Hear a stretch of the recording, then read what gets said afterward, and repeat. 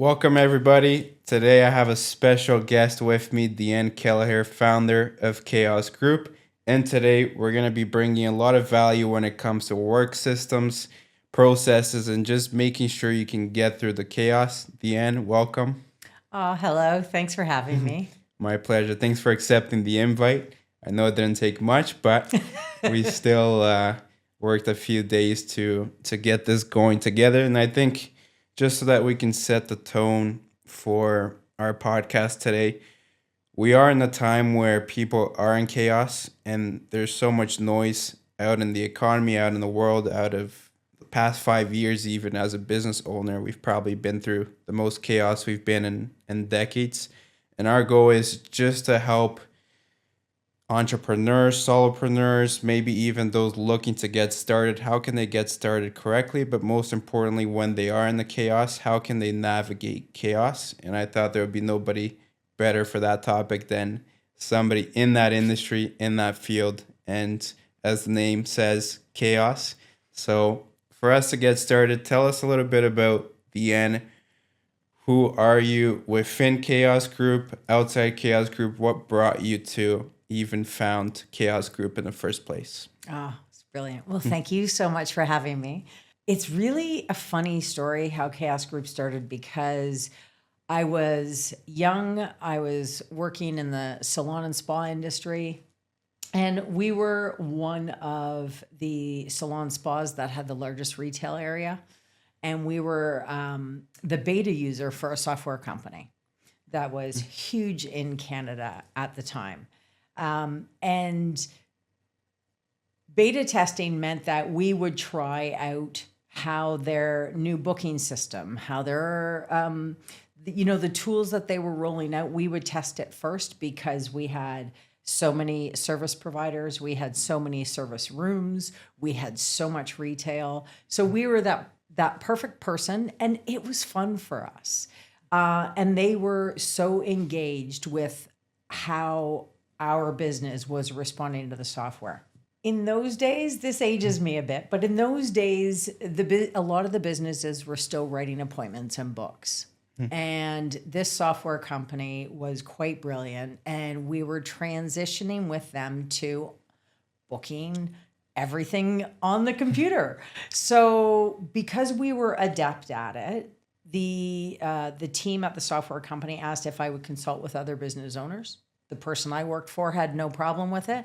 So I would go out and I would help other business owners figure out a strategy on how to transfer their paper booking system into a digital platform, which might not seem like a lot nowadays, but nowadays that's like saying, hey, let me change your entire CRM or your entire accounting platform to something totally new.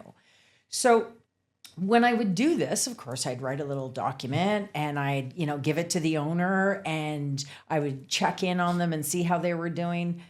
So what I was doing was organic. It was a very natural thing for me to do this. I grew up understanding business. My dad was a broker. I would sit at the table with him in the old days where he would map out the charts, I still have his metal ruler. And it just made sense to me that when we make this huge change in a business, I would leave someone documentation so that their team knew what they were supposed to be doing. And honestly, after a while, the person I worked for finally said, okay, you have to come up with a company name. And I'll thank my brother-in-law for that. And it stuck. Years later, I ended up doing some really revolutionary work with the same company, which I was really proud of. But that's how Chaos Group started. It was simple. It was a side gig. It was something I did for fun and I made money off of. And then it was a chunky years later where it turned into a full-time business where I finally took the leap. I had it part-time for years. Nice. Now, a lot of times, as we know and as you've mentioned, in every company you get involved in some way, shape, or form, there's always going to be systems, documentations, or lack thereof, and many in today's scenario. But What point did you realize that systems was one of the biggest pains that a lot of companies were facing, where it led you to take that leap of faith of actually building out to a full-time business? Yeah, it was all the operations manuals that people were craving. I can't tell you how many operations manuals I've created. In those days, it was really different. Again, it was documents in Word documents, and this is how the business runs.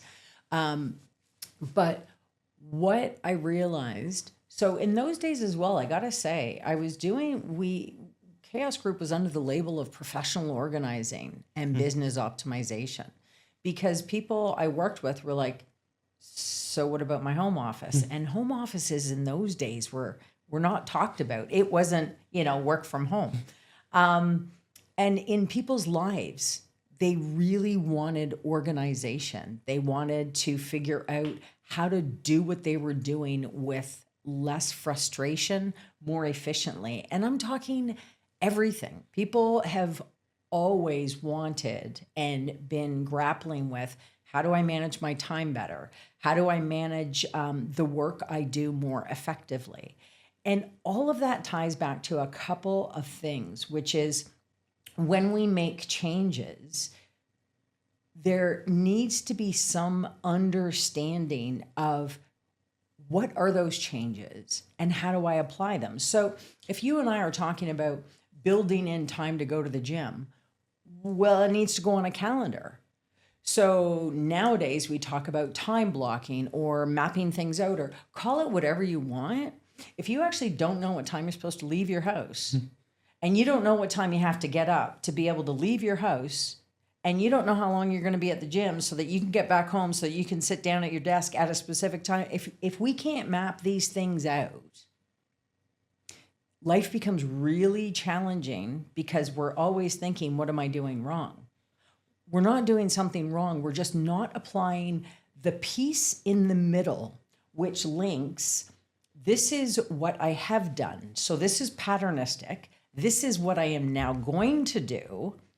And in the middle, it's called documentation. So with executives and leaders I work with, we talk about something called your personal operating procedures.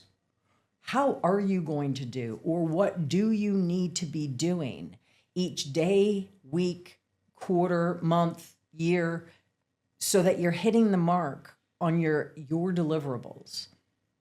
In the business world, we talk about documenting so that other people can step in and do the same. Does that Gotcha. answer the question? It does, yeah. And I love we can lead into the point of scaling, right? It's the ability to take it away from being your personal operating procedure, like you said, and being able to scale it into something much bigger and something that allows you to delegate or possibly even teach somebody else something that you've done or documented for a long time. Now, a lot of times when it comes to chaos and organizing yourself and documenting, there can be so many areas and ways that somebody can go about it. So what brought Chaos Group more focus on documenting and processes, workflows, and systems as your niche focus instead of financial focus or even anything else in a business world that could still drive that business forward? Yeah. I think honestly, the thing that brought me to where I am today is the fact that I have been blessed with so much business exposure. I have worked alongside some incredible people. I have been mentored. I was recruited by Estee Lauder at a really young age. These are things that I've been gifted. So what I understand from all of these gifts is, I understand how retail functions. I understand it on the front side, so client facing or customer facing. I understand it on the back side, because that's what I did with Estee Lauder in the beginning. And when you get trained by a company like that, you can't unknow what they teach you. You can't unlearn it. And then having worked with and alongside so many brilliant entrepreneurs, courageous, successful. Although they might not always say that of themselves, I've always had a deep respect for them. And then I was blessed actually to be able to teach at the college the business courses within a program. And what I understand is that if you know what questions to ask about a process, you can quickly see the gaps. And being on the outside, I can see the gaps because I understand it from where you make the product to how the product then gets shipped out. And I understand it from the front side, from the client looking at the website.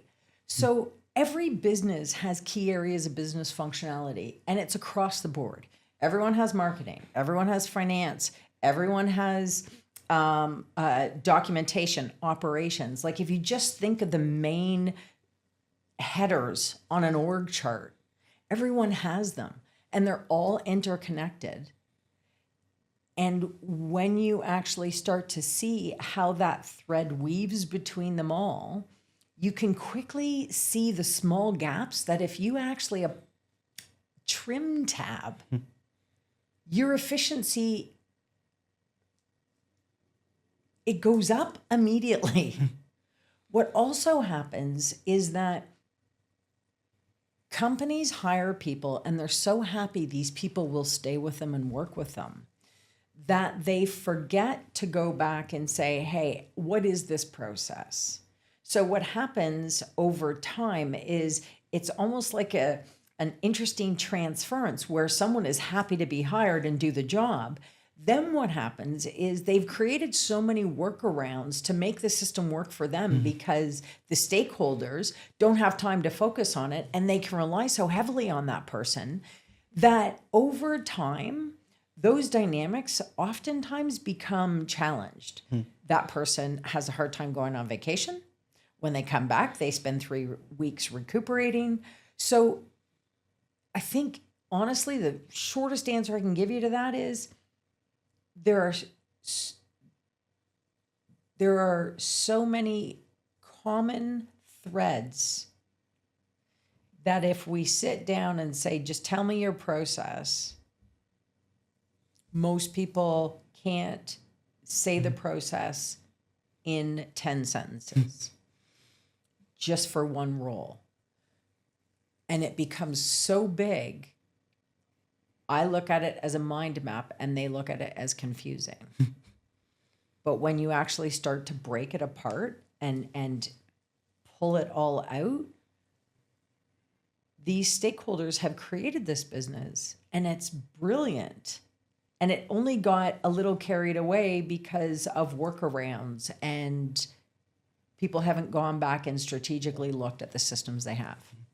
That's very cool. And you brought up a lot of good points too, in not short of an answer, but when it comes to a system and workflows and just the documentation that you talked about, we can see it from the very inception of a business that it's not static. It's not something that you can just document 50 years ago and hire somebody today.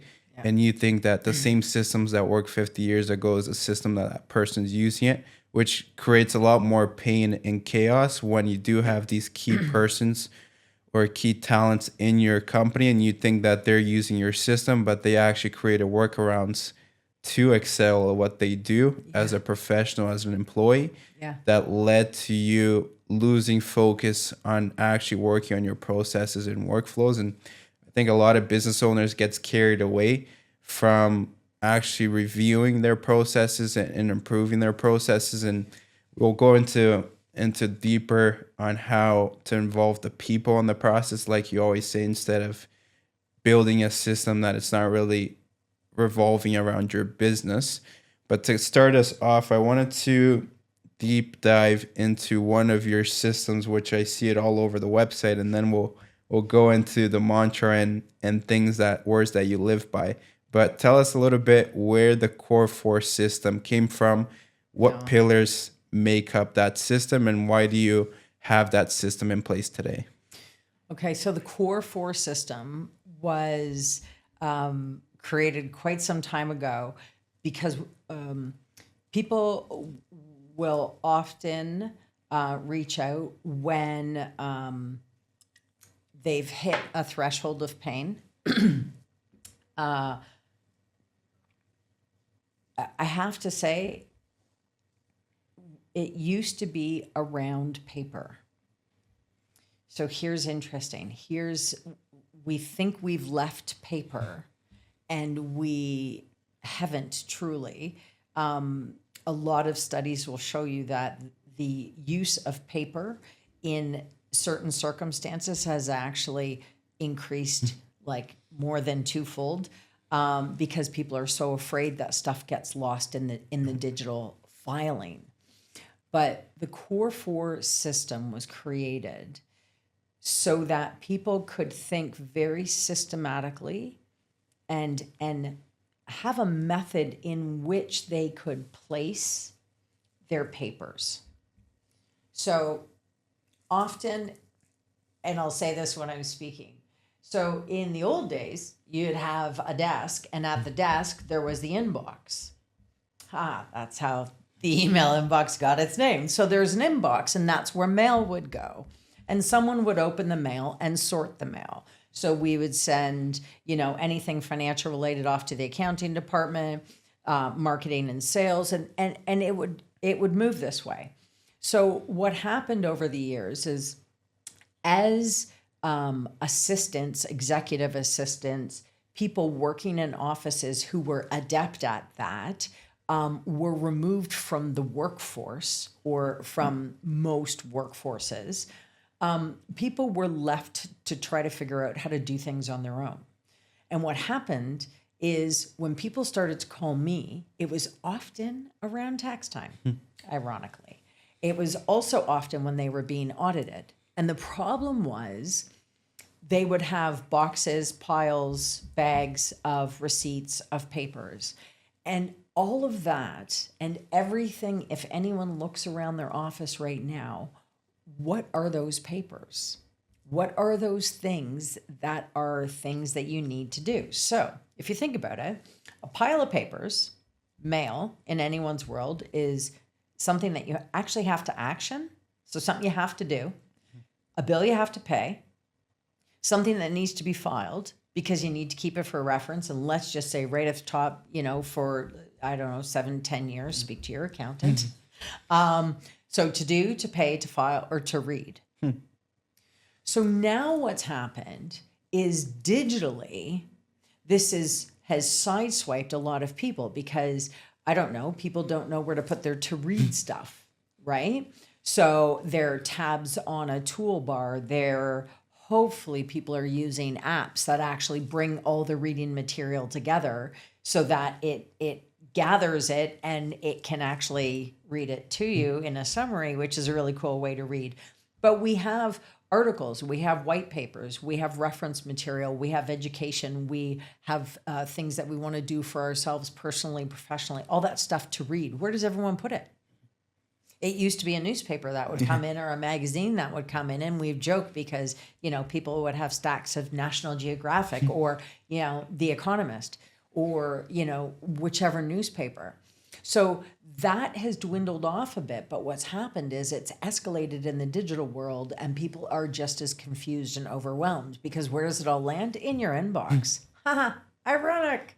So the idea now is, okay, so where do you put your tasks? And this is all about productivity and efficiency in your home, in your personal life, but also in the workspace.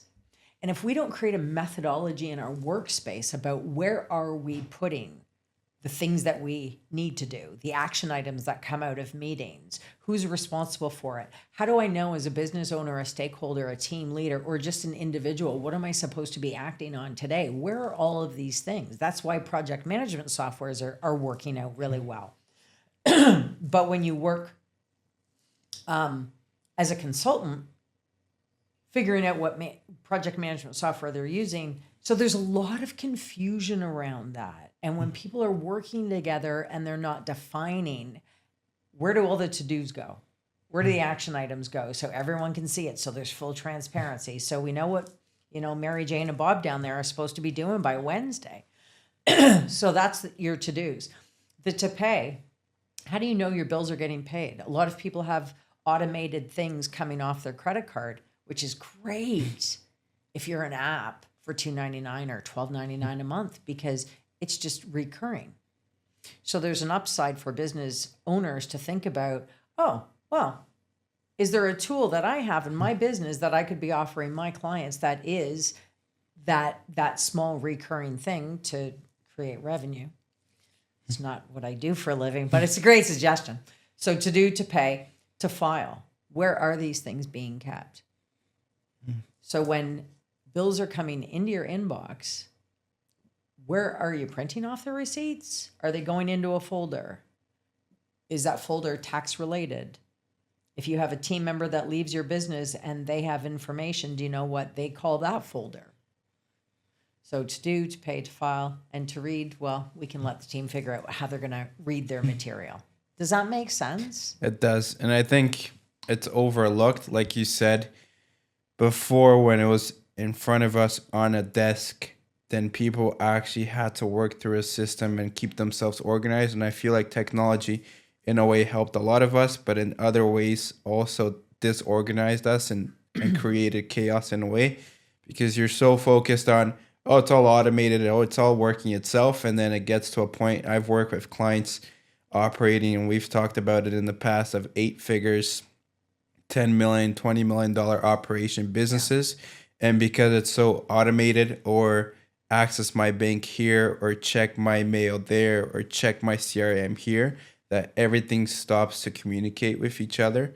And you need something like the system you're mentioning, because you still need that core for in your operations to make sure that each process stays connected, because technology is great, but if it's not used, and if even a robot is not using it to connect one to the other, then you lose a lot of focus and productivity out of that too. Oh my gosh. Yeah. So much time is lost. And then the question becomes, so all of those numbers, all of those finances alone, what dashboard are they reporting into so that teams can actually see what those numbers are? Like my first question would be, okay, so what's being reconciled? What are you looking at? What are the numbers you're looking at every month? Because at least then you know if there's been a mistake and, an extra withdrawal taken, or something that should have been canceled that hasn't been canceled.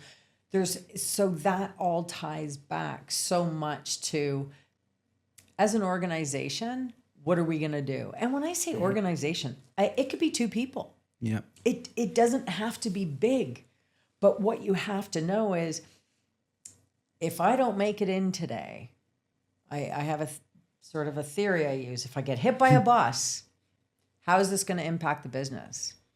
And honestly, there are a lot of people who are putting their personal lives at massive risk because there are no protocols. Yeah. And I got to tell you, there is nothing like seeing the pride of a business owner when they've actually done this. The confidence escalates. It's natural to feel more proud about your business, but also to know that you're not missing something. Oftentimes, I don't know about you, but sometimes I walk around going, what does everyone else know that I don't know? Like, what should I be learning now? Right. And it's basic business protocol structure. That's why when I'm speaking to people who are from the corporate world, we'll talk about in terms of an operations person. Call me whatever you want. Let's just start with a base structure so that you feel solid as a business owner. I don't care if the numbers are just 3 numbers you look at a month. Yeah. When people are doing work for you or helping you with it, or stuff is automated, like you said, it's all automated. It just happens. Look at it. Yeah. Yeah, it's really cool. And going into your mantra or words that you have on your website and all over social media, as I know you're pushing that quite a bit. And as a business owner, we typically go into that third word, but using it in the order that you put it in: organize, optimize, and profit. And in today's world, so many people are just focused on the profit and just bringing in money, and they start to lose focus on the organize and optimize. As a business owner, I know that can take you somewhere, but there will be a point where you've mentioned you reach that pain of working with your business, or a sudden accident happens where that profit matters nothing. If it gets to a point where you didn't organize, you didn't optimize, now profits are suddenly gone just from you not having that structure in place. So tell us a little bit about where those three words came from, and in a client transformation scenario where you typically face a client and they might be focused on one area, but they haven't focused on all three. That's a great question. And thank you for talking about my three words. I love those words. So it's the organize, optimize, profit, like you had said. And when people start working with us, we do what's called an insight session. And we ask questions about those 7 key areas, 7, 8 to 11. It really depends on the structure of the business. But there are questions regarding key areas of business functionality.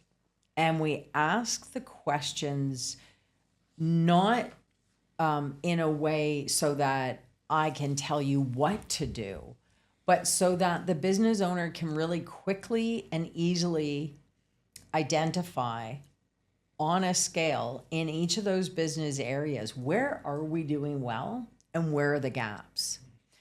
And there's this funny thing about asking questions that what it does is it allows someone to speak about their business. And in this 90-minute insight session, it's quite incredible because most business owners are so busy working on the business, they don't spend 90 minutes to have a very strategic conversation and answer very specific questions about the business as a whole, but from behind the scenes. So, just asking questions about, okay, so what do you have documented? What is your, these aren't the questions, you can probably cut this out. So, when we're talking about your finances, your accounting, your bookkeeping, what is the process? How does that work? What tech stack do you use? How many people do you have doing it? Do you have automations? Is there a pain point with this? If you're saying it's working well, then it's working well. We don't need to make things up that need to be improved in the business. But when I ask someone, okay, so let's talk about marketing and advertising, but from the lead generation perspective, just asking yourself even now, when someone clicks on my website and they submit a form, where does that form go? And what happens then? Does someone respond personally? Is an automated response? What is the next step? How am I helping that person who I have spent thousands of dollars to get to click on a form? And they've finally done that, which is a huge commitment from a stranger's perspective. So how am I going to walk them through the process to ask them the questions so that I can qualify them, so that I can then make sure that they become part of my community, so that if they decide not to buy right now, they're still in touch with me. But if they do decide to buy, what is the next step? So when you look at just the lead gen playbook, there's a lot of steps. So if we're in this insight session and someone is saying, okay, so we might be missing some pieces there. Great. They've self-identified gaps. Business owners know where they're doing well, and they also know where their opportunities lie. So in 90 minutes, what we're able to do is benchmark those key areas, and not me telling you, but you saying, here's where we are on the scale. And then we're able to identify low hanging fruit, because inevitably golden nuggets come up in every conversation. We're able to actually, by the end of the conversation, say, great, here's what you could be doing in 1 month, 3 months, 6 months. You can go do it on your own. If I come in, this is what I would recommend we start doing together, and here's your price. So I try to make it as simple as possible because this is as unsimple as it gets. Because most people don't have, a binder digitally or on paper that says this is how all of our key areas of business function. Who does? In today's world, we work with businesses every single day, and a lot of them are getting close to not even being considered a business. The amount of things that they overlook because they're so focused on just one aspect of business, and maybe it's something that's being sold online. Maybe it's the dream that people try to sell them on and get them into a certain industry or business or sector, that they start to forget the core of a business and what really sets them apart from the ones that are just average or the ones that really can scale it and take their mission to the next level. Yeah, it's so true. And it's kind of heartbreaking. But if I ask you this question, you might be shocked when you think about what the answer is. But who teaches this? Nobody. Right? Yeah. Nobody teaches basic structure. You can go to Harvard and you can take a 1-week course and it will teach you portions of this. You can go take a bookkeeping, an accounting, a basic business course.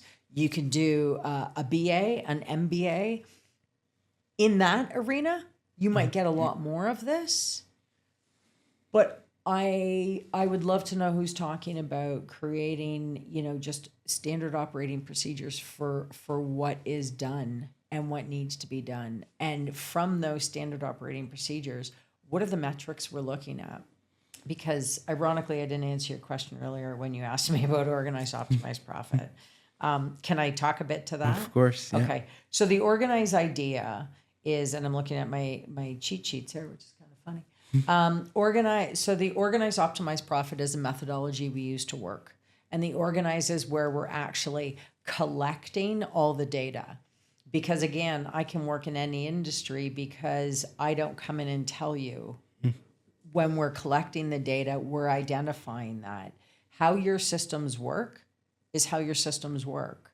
If it works well, it's great. So we're collecting, we're assessing what we have. So figuring out, okay, so on average, these are pieces that are missing here.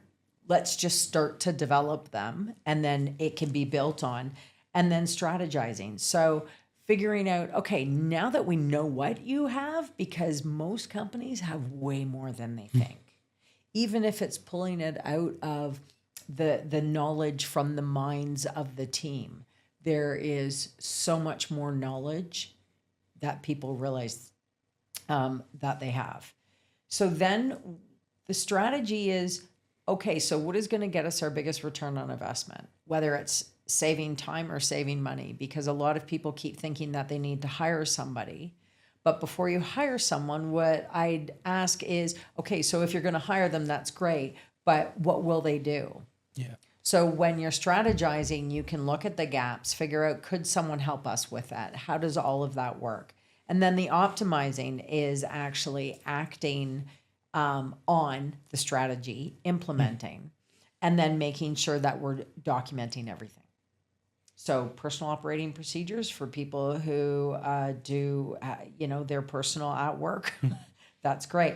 Personal operating procedures for how are you going to be that top salesperson?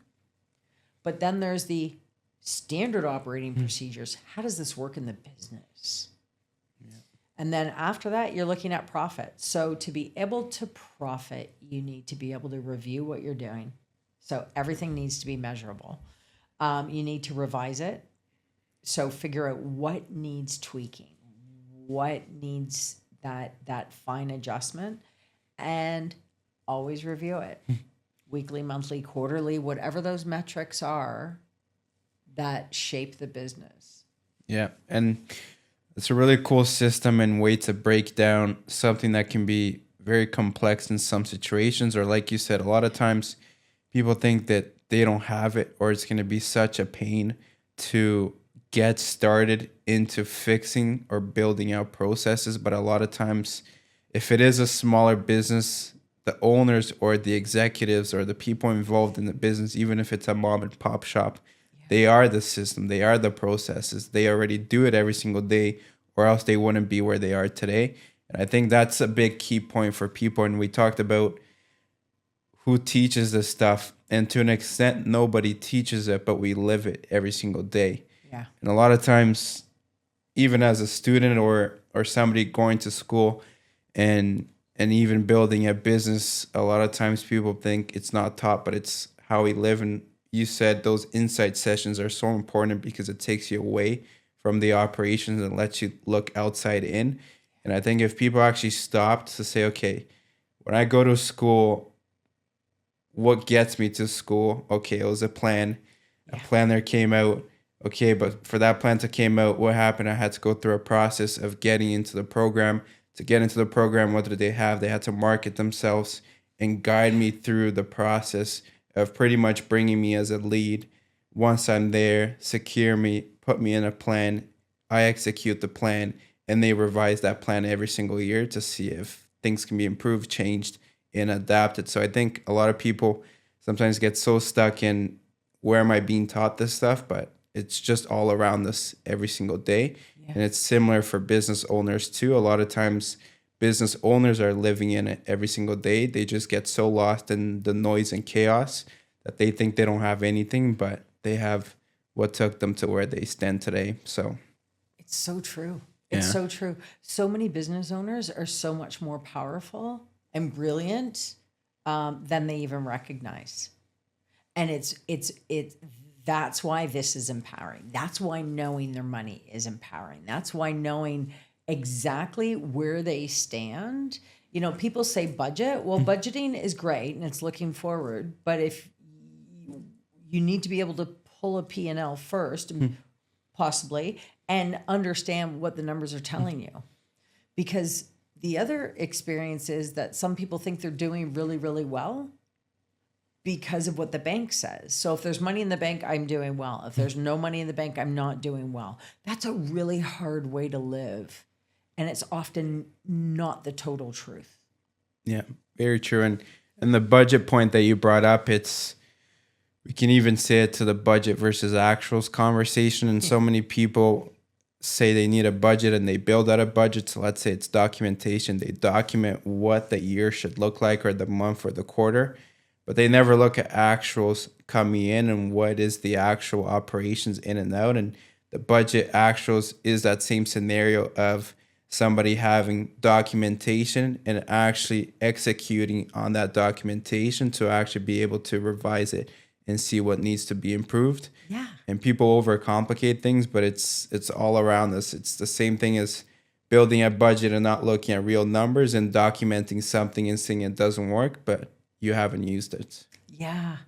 And it's, you know what? That's the most brilliant connection I've heard, because it's the budget versus actuals and it's the documentation, but it's live. Yeah. So the actuals is the live stuff. I honestly feel like this is where we have so much opportunity working with business owners because so much is digital with numbers. And when they've got their numbers in line, it's phenomenal because you can quickly have a report push out exactly what you need to be looking at. Like, you guys know what those KPIs are. And everyone's like, what's a KPI or an OKR? It doesn't matter. What are your key numbers? Yeah. What matters? It could be something as simple as your expenses and your income. Yeah. Just as long as you know them. And then looking at them, yeah, it's beautiful. And the documentation is live stuff. You know, if you change an email template, you just write down that you've changed an email template. It sounds that simple, but that one template could actually be a document piece that's in a lot of your automated marketing. And if someone isn't thinking, hey, we just changed that line, or we just changed the email address or something, phone number changed. If it doesn't trigger for someone to know it goes in a branding guide and then it's in these 3 automated places, it just becomes clunky. Yeah. And it doesn't feel like a big deal. But when we're in such competitive markets now, you're not that big a deal might mean that someone's going to go to someone else's website. Very true. And I think a lot of times when it comes to business ownership and maybe starting a business and scaling a business, a lot of times comes down to that founder and how that founder is leading the ship. Yeah. So in your insights, I'm sure as in our industry too, there's always a lot of hesitation or a bit of drawback when it comes to change or improving something or fixing it the way that they used to do something. So for the founders that maybe are stuck in that mentality of I don't need systems or maybe there's no fix to my chaos, how do you help founders break through that plateau and that mentality of I can't fix it to I need to have better systems and that will fix my pain? That's a great question. I want to say that in my experience, what often happens is if the founder has been the salesperson and has made this company incredibly successful, they often don't see that how they sell is a process. They feel like it's just them, it's organic. And it's also, in my experience, they think that anyone should be able to do it because they do it so well. It's kind of like if you have a friend who's really good at math and they can do math in their head, and you're like, wow, I can't believe you did those numbers so fast. They're like, meh. They're like that because it's natural for them. So they don't see it as that big a deal.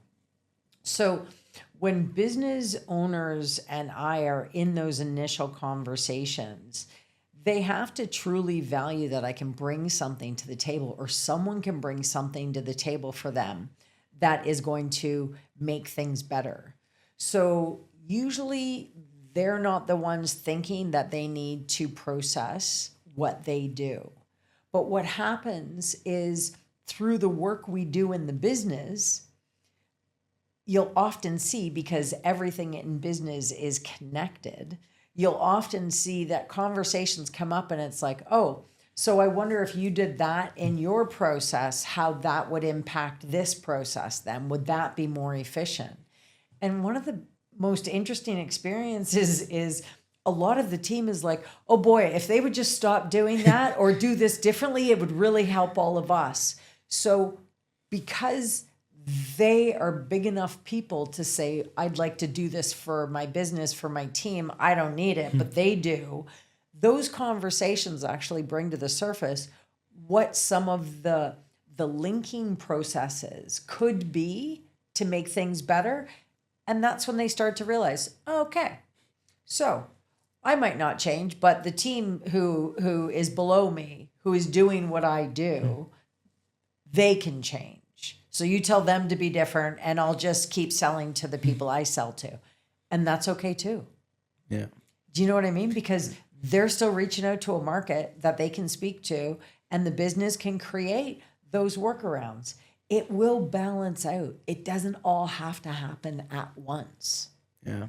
Well, that's a really good point. And a lot of times when you are the founder, the salesperson, anything in between in your business, sometimes you get stuck in what needs to be done and not be done.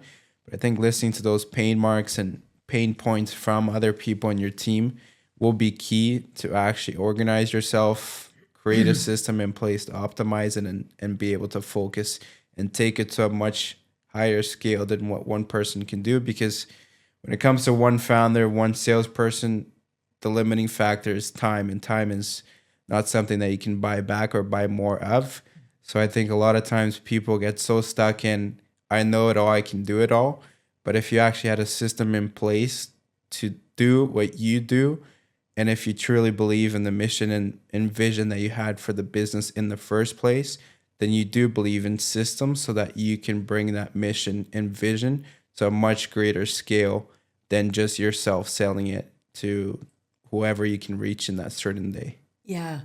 And I've also experienced, and I'm sure you've seen this as well, that when people have been doing exceptionally well at selling their widgets or their service or whatever it is, there is a fatigue that sets in. There is it's almost like an organic demarcation line, which is they no longer want to sell to this type of people. That's how they built the business. And they want to sell to different types of people on a different level, maybe over 18 holes, maybe over, going down to a football game. Like, it changes, and it should change, and it should evolve, and they should still lead in certain ways, but give your company the opportunity for two things. It's to maintain and grow. That's one. But the other is to also to be able to increase the valuation of the company so that you can decide if you want to sell it, opposed to having put so much work, blood, sweat, and tears into this for so many years, and then realize it doesn't have a ton of value because you didn't value or got to the point where you chose not to create the documentation, the process, the procedures, which actually increases the value between, I don't know, they say maybe 10 to 15%. Yeah. And we'll go into some case studies that you actually built out from past experiences too. But when it comes to those type of ownership, and even the situation that you talked about, transferring yourself from maybe specific clientele, specific group, you feel like your business is not going in the direction that you initially thought or imagined. But I think that's where the need for systems and processes really come to light, because if you actually had a true system and process that was going to take you to that destination you were looking for, then you wouldn't be in the pain point that you're in and possibly servicing the wrong clients. So for somebody who might be in that situation of, this is not the direction I wanted to go, how do you typically take them from feeling overwhelmed in that certain scenario to empowering them to actually take their business to the direction they wanted to? That's a great question. And that's where I feel like I really lean on the people in my community, the people who I've grown to know and trust, who are advisors in different ways. I wish I could say, I'm the person for everything, and I'm really not. I can contribute, and I can gather data, and I can consult on what should be next. For me, though, there's always it's almost like I am that person between the owner, stakeholders, and the team. But when it comes to actually scaling and adjusting, it's one thing to document. It's another thing to have your advisors on your team. And I think this is a real point of differentiation that I've noticed between revenue. And it's, who are you willing to bring in on your team and listen to? So it's not everyone needs to hire full-time everything. There's a lot of fractional work out there for businesses to access, where they can reach out to those who have experienced this before them and bring them in as we say fractional. I used to be adjunct faculty at the college. So call it whatever you want. Call it a consultant, but it's someone who comes in and advises you, is able to look at the numbers and able to look at what's happening in the business and go, okay, maybe this is where we go next. Sometimes those people are more of the, here, I'm going to tell you what I see and go do it. And that's okay too. But to scale, you have to do a few key things. You have to actually be willing to shift, because what you did to get here is not going to get you there. Yeah. Right? So you have to be willing to shift, bring in people who you trust, or people you trust. Do you know what I mean? Yeah. So that you have more guidance. In the operational process, it's not a one and done. Yeah. And it's really, really quite interesting how it evolves, and it can become, because nowadays when we work on the documentation, or the documenting a process and procedure, it's more than that. It ends up being like, how do you onboard? What are the stages that are happening? What's the learning path that this person needs to be going through? Because when you're onboarded to a company, the expense of bringing someone on is so expensive, and it's really expensive to actually get someone to not stay. Yeah. Who isn't a good fit. So that in and of itself is such a big expense. Having it a solid process and procedure that you follow is really, really powerful. And that's a process that a lot of people don't even think about. Like, how does that connect? What is that welcome letter that you're sending someone? And if you're not bringing on an employee, how are you onboarding your clients? Yeah. Right? Like, how are you touching base with them? How do people know that your clients aren't shopping somewhere else? And that goes back to, what numbers are you looking at? Yeah. Who are your top 20 clients? Maybe that should be one of the numbers. So all of that is connected into how are you going to scale now? So do you value bringing in people, and are you able to listen to them well enough and then make that decision to execute on the strategies that are being recommended? Yeah. It's really cool that you broke that down into somebody's focus might be a specific client or a specific target price, or maybe all of the above: new client, new price, new service, and bringing it back to your core. And it can be as simple as the people that are around you and your team. It can start there, the issue, to take you to that next level. And sometimes it is a separate viewpoint for somebody that have been there, done that, and will get you to that point, but it's still going to fall back into documentation, making sure that those pieces in your business are still interconnected so that you can actually move your mission that way. Yeah. And have you seen owners who are like, okay, we're doing this now, and they forgot to tell the team? Yeah. Right? Every day. Okay, so this is great. So agile is one of your qualities, right? But this happens a lot. We're going to sell a new product. We're going to buy from a new supplier. We're having to do this just because of logistics, international logistics now. If you look at manufacturing, there is, so imagine the time that small businesses are now taking to learn about the logistics of these international changes. And would that team member have said that they had all these hours to allocate to this? So what's happening to the work that they're supposed to be doing? Yeah. So if the work they do on a day-to-day basis isn't documented, and they don't have a second person that steps in when they're off sick, on vacation, or I don't know, taking on a whole big new project like this one, how do you do that as a business? So what happens is we cripple ourselves, or we just have a small wound for a little while.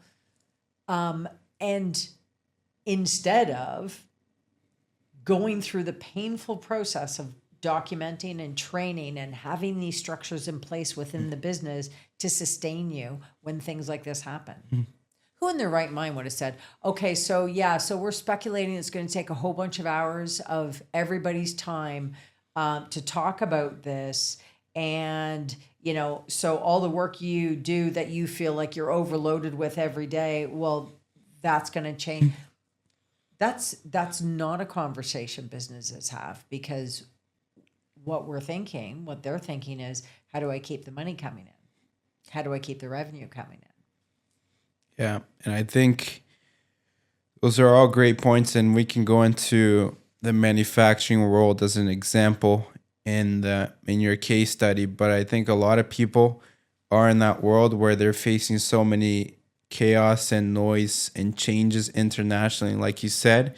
And the moment somebody needs to allocate more time and resources to learn or adapt, other things fall behind if there's no system and processes in place. So for those business owners that maybe feel like with this change, they're way more chaos now and disorganization, or maybe key person have focus in other things and other things are falling behind in their process.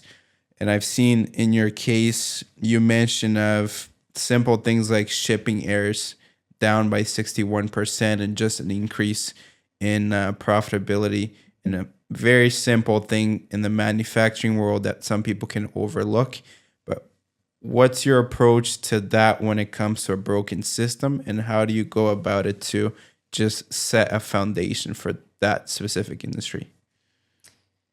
Oof, that's a good question. That's a really good question. So I'm going to attempt to answer this thinking I'm hearing something. So what I'm hearing you ask is, how do we start? What is the foundation that we build on in small business to increase our efficiency and decrease our expenses? Yeah. Let's say that. Okay. So I'd have to say it's kind of similar across the board. And if we go back to that initial insight session, Yeah. that sort of opens up a light on those key areas of business functionality. When we start going through the process and documentation activities, so much more conversation comes up. And often, the departments we'll start in are the small accounting, bookkeeping departments, right? The smaller business owners who have one or two or three people maybe working on a team. And those processes, as we're going through them, start to clearly show you what are the things that are happening on a daily basis. So in a service provider industry, we talk about room revenue optimization.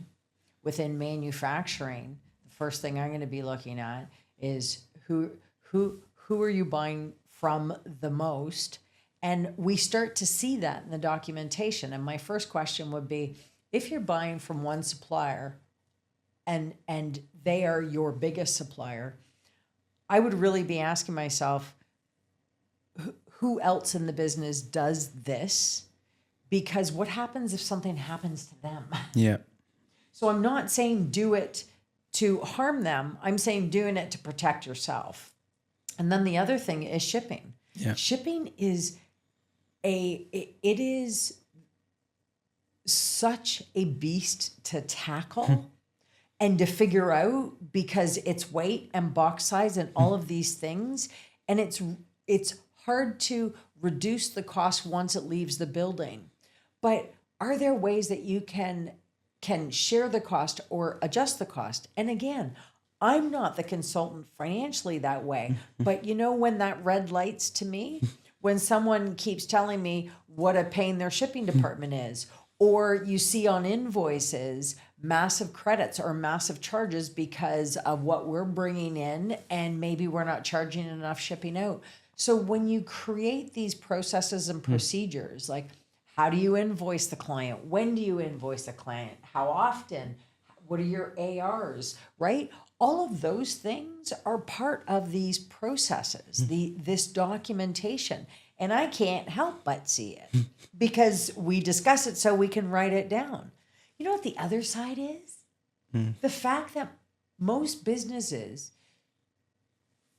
aren't teaching the team members actually how to use software. It's like a hack and learn. It's really incredible how many shortcuts exist that most people aren't taught. So we talk about Control V and Command and Control X and Control Z. It's incredible how many softwares have shortcuts and they're clearly defined on the little words and buttons and clicks, and most people don't even know that's what they're for. Yeah. So there are people who are doing the same job in the same department every day for really long periods of time who don't know this. So that's just a whole other productivity thing, but that often comes up as well. Yeah. And I think it's such a big point too when it comes to the shipping that you mentioned and just having the team connected. A lot of times people want that solution. They want what they're hearing online. Lower expense by 50%, increase your profits by 80%, and all these fancy numbers. But a lot of times it's just having your team connected from start to finish in the operations. And one of the people I follow online, and we talked about him, Hormozy, he sends out these Mozzie minutes in my email every single morning or every single week. And one of them was, ask all your employees what brings money into the company and see how many people know, because the founder might say, oh, I'm the one selling, going after clients, manufacturing products, getting these out to the clientele, and my operations guy doesn't need to know anything about sales. But if that operations guy doesn't know that shipping has a difference between $80 and then $200, and he's just shipping, and you start finding these errors in shipping, like you mentioned, not having a process. And we're not talking about a financial analysis of this. We're simply talking about, does that operations person know what products should go out, at what cost, how much should it cost, how much are we charging over to the client, and are those two matching up? Or if it's not the operations guy, is there a manager above the operations who's taking a look at all the products coming in and out, and is that coming up to a positive, or is it creating a big negative? And sometimes the founder up here might be thinking, oh, I'm doing great, I'm selling, and then closes the month, he has no cash flow in his business because he's forking out so much in operational fees. That could have been solved with having documentation or somebody in your team who says, are you actually paying attention to this little component of your business that could be hurting yourself? And we talk about automation, and some businesses is very manual work, but other businesses is software, is the $12.99s that keep coming out of your bank account. And after a year, it becomes $20,000, $30,000. You're like, oh, that's a little more expensive than I thought. Yeah. It's so true. It's, you just made me think of something. It's, each department, and that's why I'm going to say this, because the work we do is so custom, because I can't tell you what to do. Like, you have to tell you, like, it has to be collaborative. Yeah. And it's really interesting when you think about it, like, just in this sort of scenario that's half real life and half us just, talking about different people we know. If there's a small company out there, they could simply, like you said, ask their employees if they know what they sell. For each department, you could have, what are 5 key things that the department needs to report on as a team each month? Right? Yeah. What are those key things? Every department affects finances. Yeah. Right? Revenue in, expenses, whatever that is. So, just for fun, every department has and you put it on like a SharePoint, or, you have a platform where it's shared, like an internal newsletter, right? Like an intranet. That's what they used to call it. But how cool is that? That you're bringing people together, you're giving ownership, you're letting people rise up and really say, hey, I want to be involved. This is interesting to me. And the ones who, sort of slough it off, like it's not a big deal, well, they're also raising their hand saying just something slightly differently. Yeah, it's very true. And a lot of times we overlook the simple components, and what you said is best, that it's not a cookie cutter solution and it's not a one size fits all, especially when it comes to documenting, organizing, and just optimizing your business. A lot of times is specific to you, and there comes a value and price and time with that investment. So for somebody who maybe is in that six-figure world below or above, and they just feel like they're drowning and maybe they don't have the resources to invest that time and value into somebody coming into their firm or company to document things, where would you say is the starting point for somebody in that position? So if the person in that position is generating that kind of revenue and doesn't value having someone come in, Yeah. then at the very least, do it yourself. Because, and start simple. It could be a 6-page document. But unless you're okay that you keep working the way you're working now. So I guess that would be the defining factor. Hey, if you're happy, you're feeling really good about the way it's working every day, then don't change. Yeah.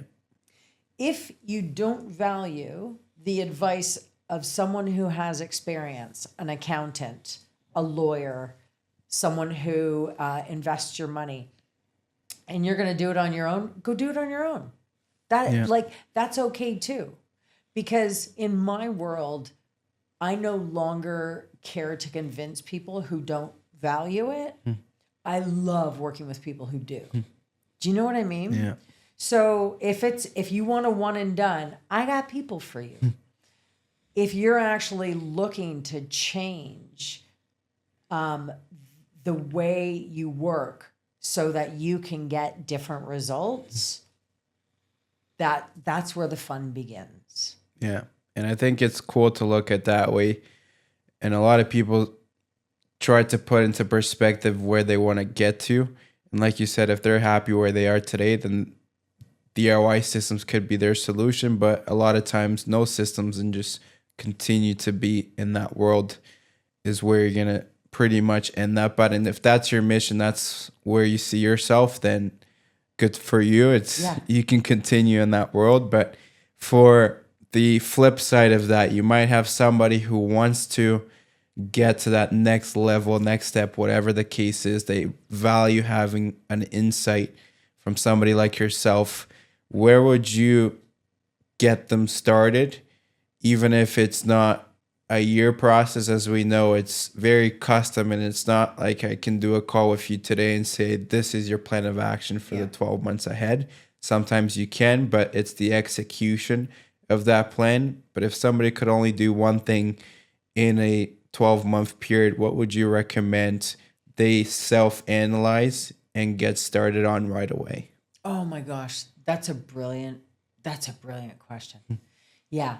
So if someone could only do one thing, I would honestly say focus on your lead to conversion, right? Because that's the stuff that's making us money. If we don't have money coming in, we can't do things differently with other people, no matter how much we want to. So look at your lead to conversion and walk yourself through the steps, right? What is it that you're selling? And if it's like I said earlier, when they click on your website, what's the next thing that happens? Walk through each of those steps. And it could be something like, there's so many templates, and they'll say, the lead to conversion template, and it's literally a bunch of boxes. So do that, right? Think about it as a workflow map. Yeah. When this happens, what happens next? If they respond to that email, what do you do? If they don't respond, what do you do? Add them to your newsletter, and then you stay in touch with them. A lot of people use the softwares, and I'm not going to name them, to send out newsletters. And what they actually don't realize is you can actually put people into groups depending on what they click on, right? Yeah. So utilize the tech stack that you're actually using to help you map out what those processes are and just make sure they're mapped out. Yeah. Because doing that is so empowering. It's that empowering first step. And that's the way we make money. So you got to find a lead and you got to close them. Yeah. So that's where I would put the biggest focus for anyone who wants to focus on this on their own. I actually have a couple of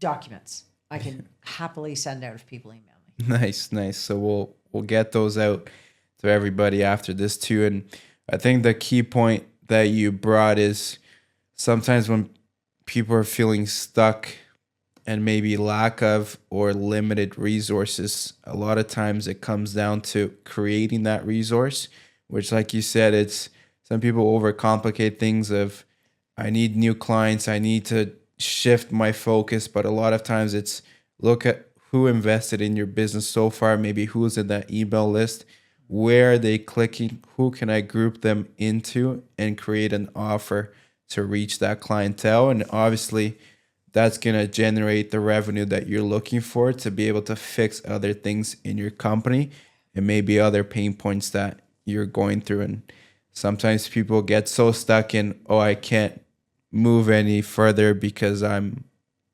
lack of resource, lack of money, lack of time. But a lot of times those things can be created or allocated if you actually create an offer to bring that resource in. That is so true. Yeah. Yeah. And it's so easy as a business owner to get stuck.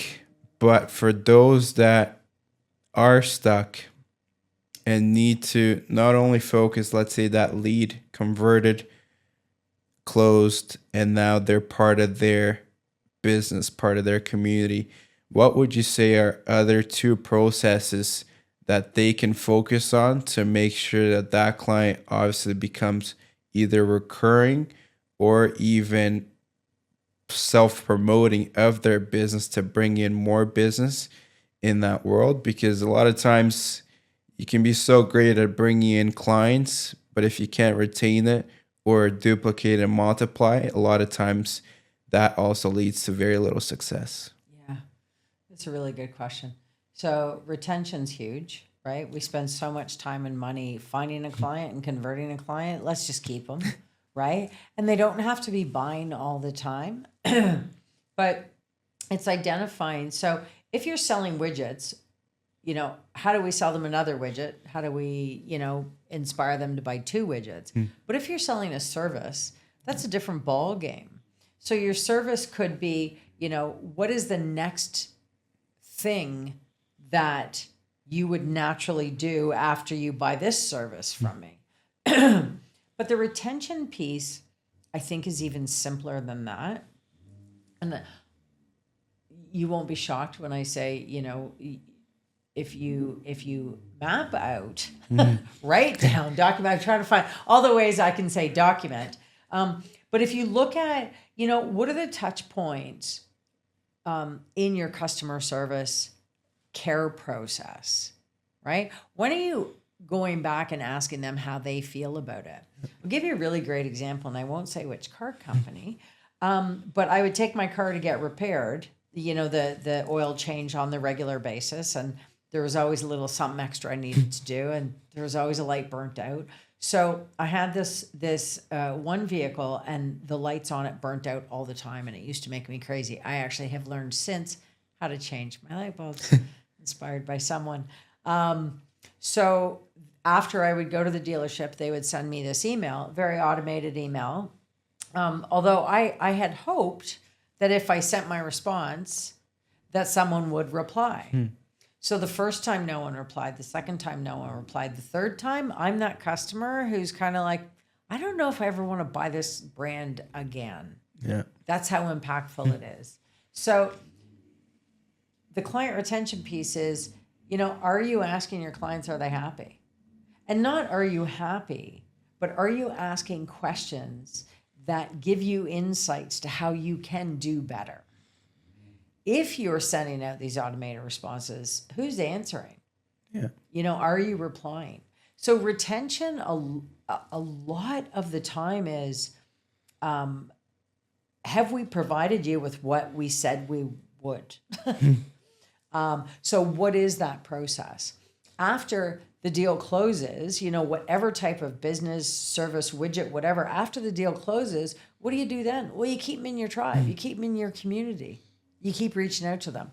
So the processes around that. That's why I say just doing lead to lead to conversion. That's one whole process. Yeah. Then there's this. Like, how are we taking care of those people? Yeah. Because it's a lot easier to keep a client than it is to buy or find a new one. Yeah. And then there was another part of your question. I totally forgot it. Another process. Now we've moved from lead to conversion. They're now our client. From there, we've taken that relationship and solidified and created loyalty in our brand. What would you say is the next step? And we can just focus on something like a service. If you've retained that client, how do you keep it long term? Or maybe how do you multiply that? Or maybe any other processes that you see in the service industry that you think might lack, especially in car service business? How do you maintain that client? But once you maintain it, how do you get them to bring in more revenue or possibly market your business for you? Yeah, love that. So, everyone talks about, getting Google reviews, asking people to give Google reviews for you. That's great. Absolutely. But the other side of it is, are you reaching out to them authentically? Are you touching base with them in a way that actually matters to them? And what does that connect back to? It connects right back to when you're onboarding them as a client. What are you finding out about them? Yeah.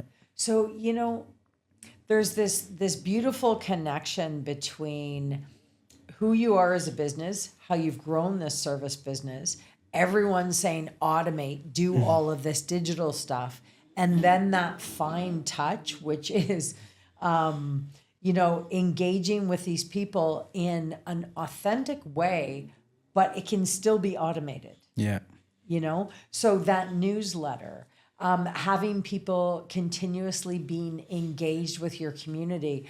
One promotion I saw recently I thought was brilliant. It was over the holidays, and the service providers reached out to all of their clients and basically asked them to submit the name of their favorite charity. And the service providers were going to do a draw and gift a $500 gift card to their clients, whoever won the draw, their favorite charity. Wow. Brilliant. Yeah. So the idea came from a huge restaurant chain. And I thought, how beautiful. So we don't need to make this stuff up. We don't need to think it up. What we need to do is be aware of what we see out there. And what's interesting is we're so marketed, we stop looking at billboards and all of these things. But if we actually look at the promotions around us, we can replicate what these huge chains have paid thousands of dollars to get. And we can do it in our own business. Yeah. So it's a way that people want to stay connected with us. And the last piece of that is ask. Yeah. Oh my gosh, we need to ask people, right? Will you refer someone to me, but will you? And when will you? And how will you? And what could I give you that would help you? Yeah. Right? Like, I am happy to promote people's businesses who I love and trust. But if you don't stay in touch with me, I'm going to forget about you just because life is busy. Yeah. But if you stay in touch with me, I'm going to remember. But if you actually reach out to me personally and say, hey, I was just thinking about you. I know you had this service a couple of years ago. And then what is the next step? So what is that? That's a whole marketing process. Right? Three key ones, yeah. Yeah, they're all connected. Yeah. Now, going into systems and processes, and we talked about quite a few of them, but to a new business owner, maybe a solopreneur, like we said, this doesn't have to be for an organization of 20, 30, 50, 100, 200 employees. This can be at the very core of a solopreneur, somebody operating by themselves from start to finish in their business in some way, shape, or form. Now, for that scenario, what would you say is a system that a lot of people underestimate, especially in that world of doing it all themselves, that could add quite a bit of value and even connect everything that we just talked about, whether it's the acquisition side to retaining to multiplying it, whether it's from that same individual or from other individuals in that systems that we discussed. So in summary, one system, if somebody solopreneur can't operate three systems, can't have a marketing system to an emailing system to a acquisition system and maybe a customer support system, what would you think one system that a lot of people underestimate but can bring quite a bit of value? CRM. Yeah. So a lot of people are like, what's CRM? So it's a customer relationship management software. So that is not what Google is. That is not what Outlook is. Those are great databases, and they're brilliant tools to run so many parts of your business. But having, unless you use Microsoft Office with their BIs and their CRM build platform, but in general, get a software where your contact information goes into it and you know when to reach out to them next. You know where they are in your sales pipeline. You can't manage your business from your inbox, and your Outlook email and your Gmail don't allow you to manage your business. And working from your inbox is the perfect way to lose, I guarantee you, an hour a day at the least. Yeah. Right? So I can go on about CRM systems, but it's having one, and everyone will tell you why theirs is the best. And what you have to look for are a couple of key things. Does it integrate with your email communications? Does it allow you to build pipelines and to automate the stage from where a lead is moving through your pipeline? Using your tasks, how strong is the reporting? Because you need to know, especially in the service industry, if I speak to 10 people, 10 leads, I close 2 deals.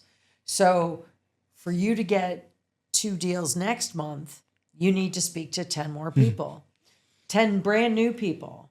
So when people actually see the numbers in front of them and they quickly realize that, oh, they're not actually leads, but you think you're talking to leads because in your head, that's what we do. We're just human, right? Yeah. We're working.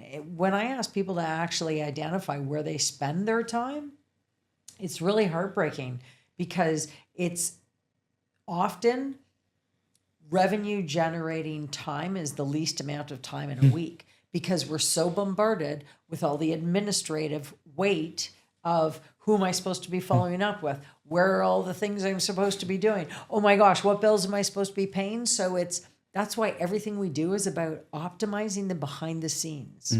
That 20% of the stuff that impacts 80% of your revenue.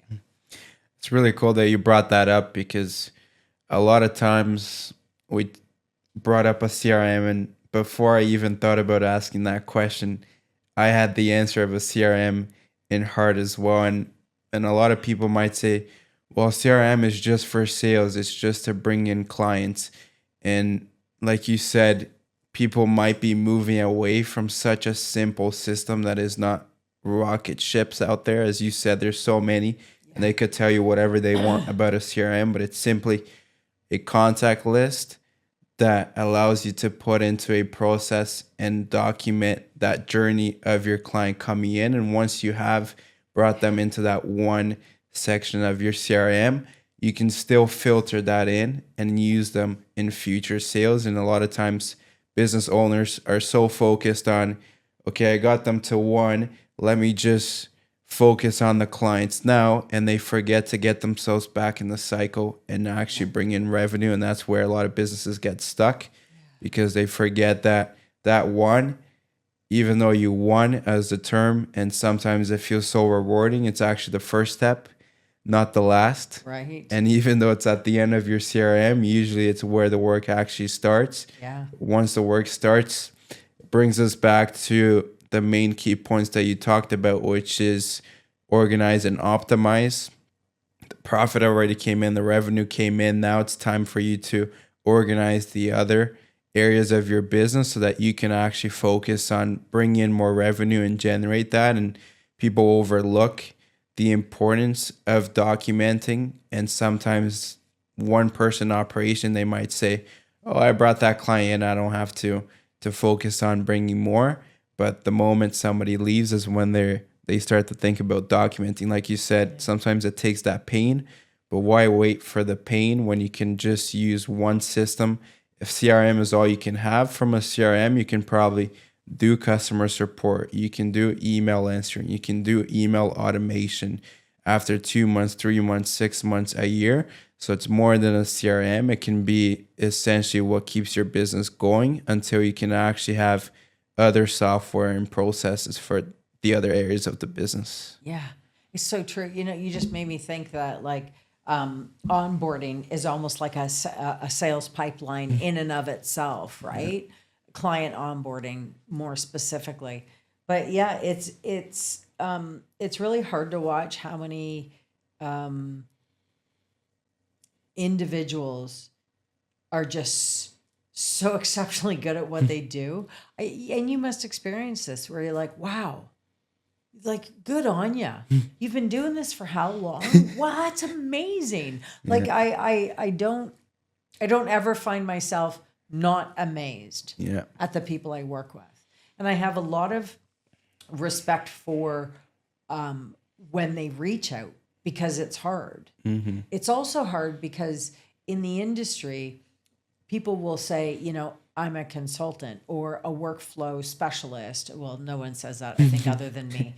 I do productivity. Like, people don't really know what to refer to me as. Yeah. It was really great. I hung out with a tribe of my peers in Arizona because we were all at a conference for one of the cloud-based platforms we use to document all of this. It's a brilliant, brilliant platform. And what's interesting is, I think because a lot of people who don't speak in terms of operations don't know how to find people like me. Yeah. And I have a tribe, right? So where I'm not a good fit, I have people I can refer you to. And that's a really beautiful feeling for me. But there is a what are you supposed to Google? Yeah. Right. Like, everyone spells chaos the wrong way. You're supposed to spell it with a K. So it's kind of interesting. So the word of mouth, the people saying maybe you should talk to Deanne, and that's why I always tell people, like, let's just have that 25-minute one-on-one, because we need to make sure we're okay together. The next step is the insight session, because that really solidifies for people I'm looking at working with, where do we start? What do we do? But I'll tell you something. You can always start small, and that's the beautiful thing of working with companies like yours, like mine. Yeah. You know what? It does not have to be huge. Yeah. It can be this one piece, because what you and I both know is, we fix this one piece, you start making more money, or your heart rate goes back to normal. Yeah. And with that, you can then think more strategically again, because you're not in that sort of fearful state. Yeah. And it's a very good point, because a lot of people are so stuck on finding this next big thing or being able to find the solution. And a lot of times, like you said, it's just one little missing piece, and that's what our services come into. It's not, like you said at the start, we're not surgeons. We're not there to put you on a bed, open you up, and get you a brand new heart by the end of a call.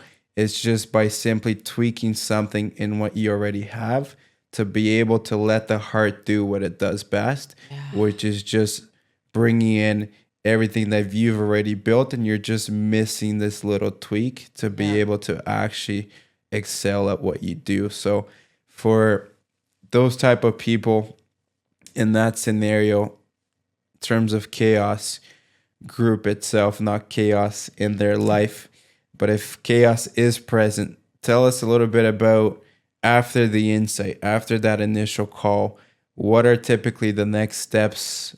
How do you typically break up your sessions, and how much of an investment is it for somebody who maybe just want to get a feel of what that can bring into their business today?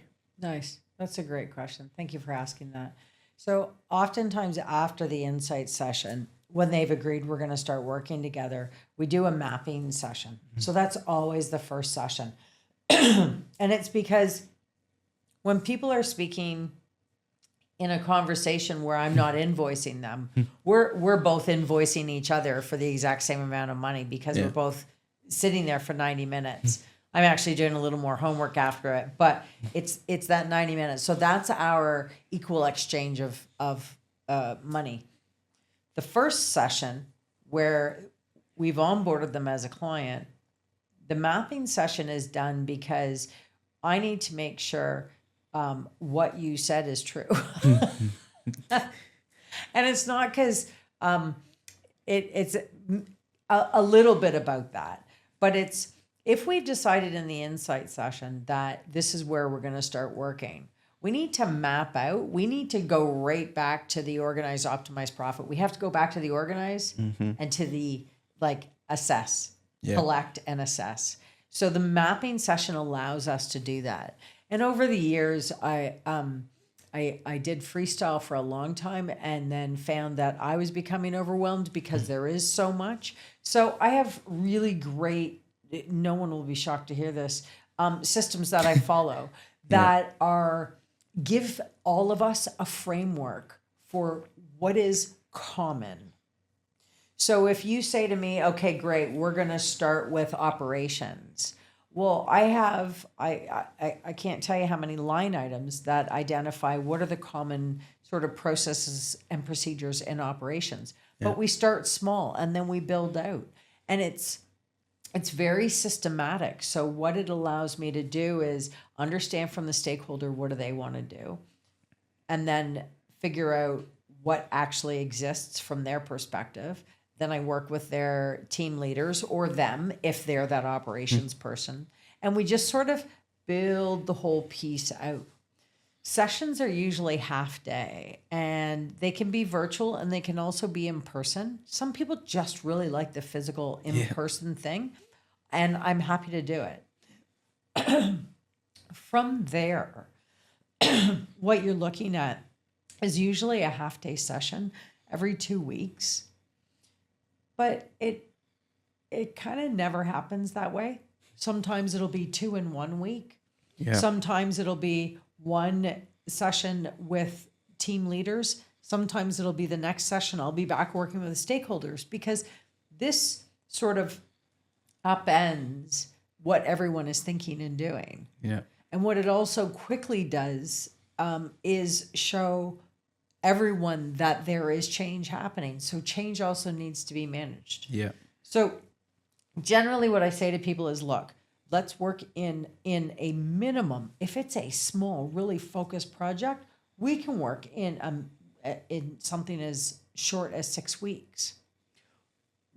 What happens when they're the bigger companies and they're doing the documentation and it's bigger and it's more robust? Sure, that ends up being a 12-month thing. Do I love doing that? Absolutely. But start somewhere. The beautiful part is before we even start, I'm actually able to say, here's your ballpark. Yeah. So a smaller business might be looking at something between $2,000 or $3,000 a month. It could be for 2 months or 3 months. And then the project, that piece of the project is done. They own all the documentation at the end of it. So there's a complete handoff. Sorry. Oh, good. So at the very least, they've paid for an expertise and now they own the material. That's kind of brilliant. Yeah. So their valuation has increased just because of the activity, which will probably offset the expense of me 5 times. Yeah. And I think that's a great way to look at it too, is where in business can you pay for something and before you might even complete a contract or even fulfill what was agreed in the contract, you're already getting way more value than what the initial investment is. And I think for a lot of people, they get so caught up on it might be a big investment, maybe it's going to be a lot of time commitments, and they might be feeling stressed on time and not having enough time. And they might say, whoa, Deanne is going to be at my office every single day. Might as well move into the office room, and that might scare some people away. So for those people that are scared on the time commitment, it's cool to hear from the perspective of just from a 90 minutes, you might gain back 5 months of your year, or just from 3 sessions, you might be able to tackle the next 12 months of business and bring in way more than what that initial investment is. But for somebody who know they need help but are afraid to ask, how do you typically approach those clients? Is it just let's do a 90-minute session and that could be the deciding factor for you to already have a direction for the next 12 months? Or do they have to be in a long-term commitment with you? Yeah, no, not at all. It's let's do a quick meet. Let me hear a little bit about what those pain points are, or what you're hoping for, what that big new idea is, and do the insight session. From there, we can really quickly figure out where we go next. Yeah.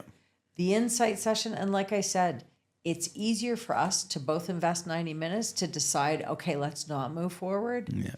Here are your golden nuggets, because I guarantee you there's always a golden nugget in that session. And I got to tell you, the feedback I love is someone messaged me today. We did an insight session.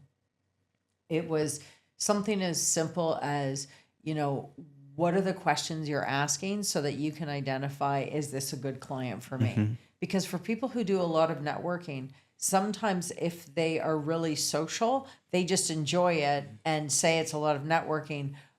But my thing is, how are you qualifying these people as you go through the process, right? Because you still need to be hitting your metrics. Yeah. So for people like that, they might connect with 20 people before they close a deal because they just really enjoy connecting with people. But this insight session I did with this one business owner, it was really, really interesting. And we're not working together. It was okay, this is great because I hand over the info. Here's your golden nuggets. Here are the low hanging fruit. Here's how and what we could do together. Yeah. I got an email today saying, thank you. Your ideas and the tips that came up in the insight session were so helpful. It was used today at an event that they presented at. And you know what? That makes me happy. Yeah. Because my thing is, it might not be now for everybody. Yeah. But when people gain a bit of information because they've done an insight session with me, guess what they're going to do to someone else they meet in business? They're going to refer me. Yep. I don't have to ask them for a Google review. So, for now, for me, that piece is golden for me. Yeah. It also really quickly ensures someone on the other side of the table who doesn't know my integrity in business, who doesn't know my business acumen, who just doesn't know me that well. It helps them. Yeah, trust me. They know in the first 30 seconds if you can trust me and work with me or not. Yeah. By the end of 90 minutes, it's almost really clear where we're going.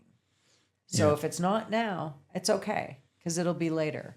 Yeah, and that's really cool to highlight. And we'll lead into closing us off with just getting an idea of where you see Kaos Group going in the next 5 to 10 years.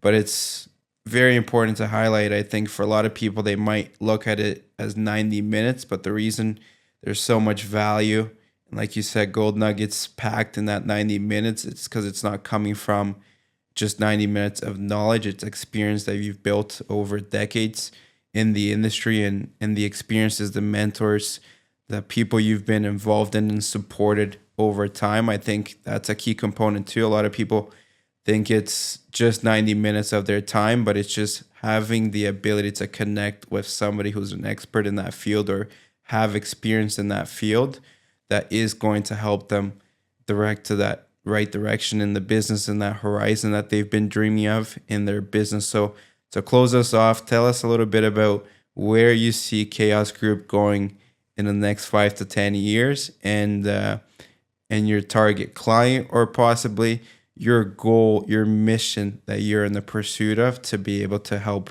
everybody out there listening. Wow. Okay, I didn't expect that one. I would have done my homework on that one. So, where are we going in 5 to 10 years? So, ideally,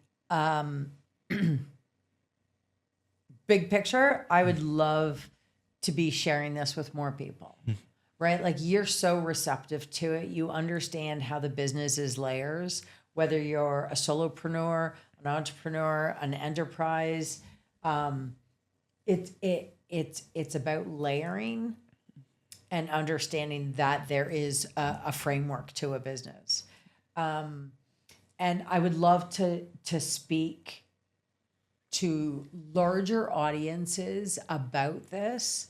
But I probably still have some of my own systems that I could really optimize as well, right?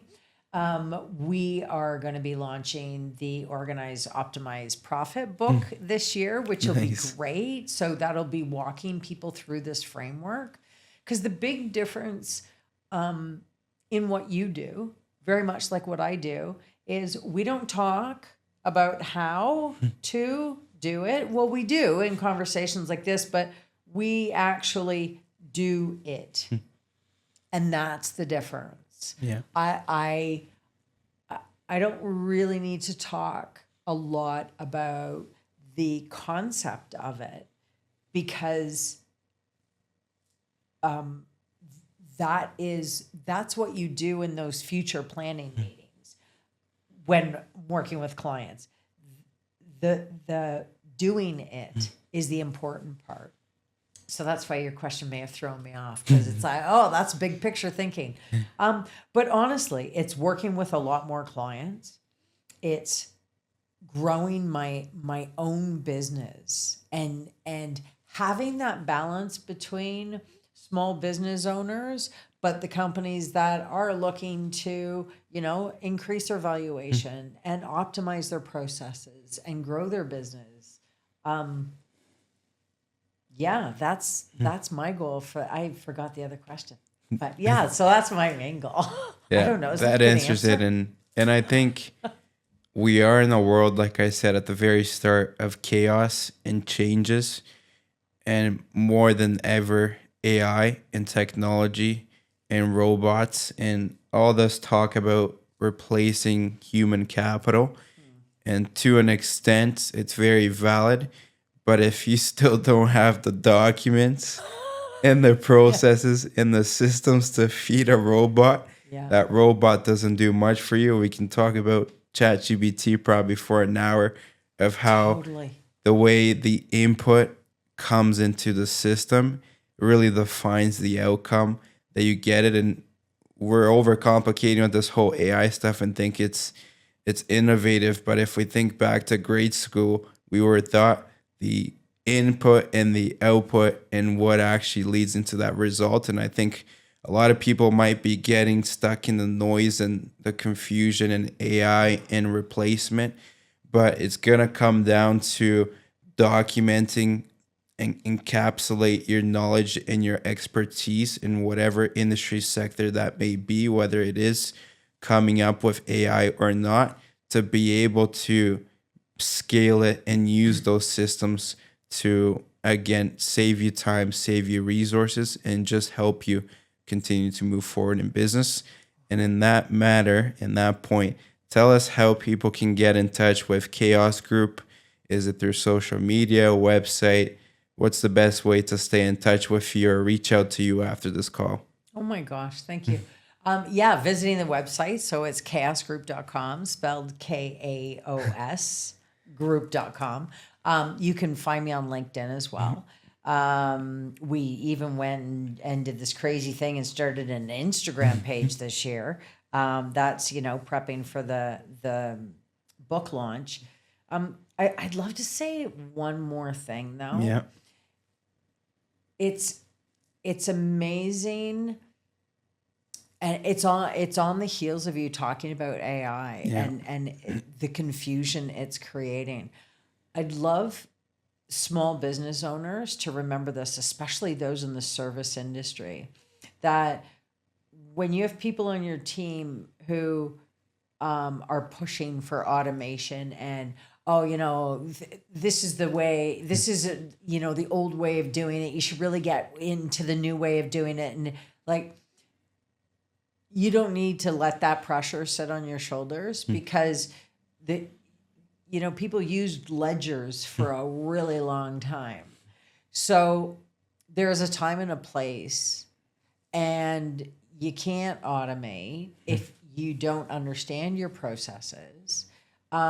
And if you don't have every step of the process figured out, that's okay too. Because what you're doing it successfully. If you're paying the bills, some months might feel tight, but if you're paying the bills, you're doing well. Yeah. Can we all improve at everything we do? Absolutely. Yeah. Right? And just know that there is help out there. Yeah. I think that's half of the battle. Making a step and actually biting the bullet and investing in yourself and your business. Start to look at it like investing in a degree that you never thought you were going to go pay for. Well, it's just not the degree at school. It's actually a real life degree that's going to help you in your business. It's going to allow you to leave a legacy or live more comfortably now, So there's different ways to look at it, but don't let people pressure you into thinking, automation is at everything. It's going to solve the problem, because you're right. If you don't have the processes in place, you can't automate. So just don't worry about it. Yeah. And I think there is some people that are more prone to obviously automation in itself. But like you said, and the advancement now is at large scale, but AI is not something new. It's something that's been around since the 2000s. Whether we saw it or not, it was something that was available in vehicles and automotives, manufacturing.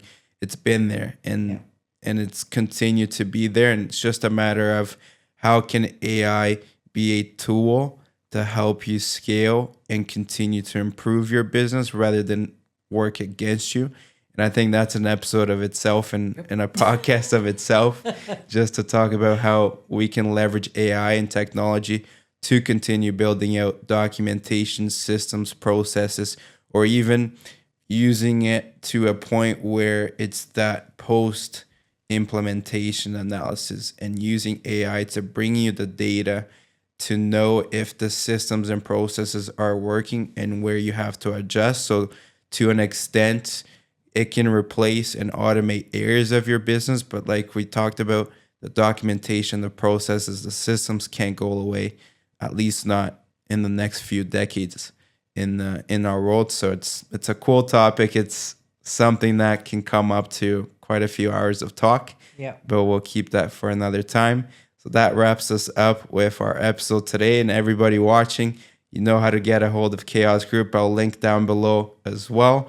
And if this is something that you enjoyed and liked, click that like, subscribe to our channel. We're going to be bringing in other entrepreneurs, including Kaos Group, I'm sure many more times, to talk about various topics in our industries. But for now, take care.